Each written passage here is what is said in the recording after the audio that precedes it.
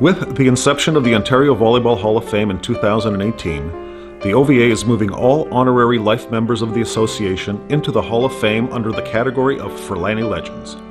This is the most prestigious honor bestowed upon an OVA member and has been aptly renamed to honor the man who almost single-handedly guided and directed the development of the Ontario Volleyball Association and Canadian Volleyball Association in their formative stages. It is only fitting that we begin with Mr. Volleyball himself.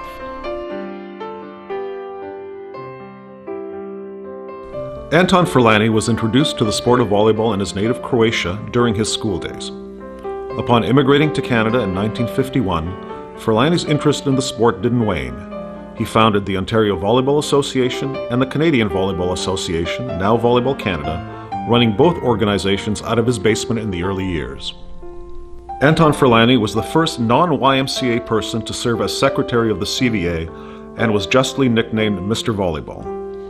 In his role as secretary, Mr. Furlani was responsible for drafting the CVA Constitution. For 6 years, he served as referee-in-chief for the CVA and was influential in expanding the National Board of Officials. In 1963, Mr. Furlani, assisted by Arvo Titus, prepared the bylaws relating to the Board of Officials and the first set of rules. In his referee-in-chief position with the CVA, he traveled out west to the Canadian National Championships and east to the Maritimes to develop and standardize the level of officiating in Canada. Employed by a large print firm, his interest in printing combined with his dedication to volleyball led Anton to purchase a duplicator and publish the first official newsletter of the OVA, termed The Spiker. All publications were created in his basement. In 1960, the Spiker became the Canadian Volleyball Association's official news bulletin.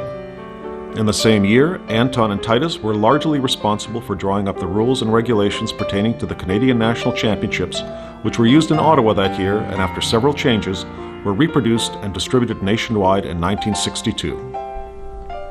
Furlani's contributions to the sport included remortgaging his house to bring the first international volleyball match to Canada in 1964 between the USA and USSR, which was played at Maple Leaf Gardens.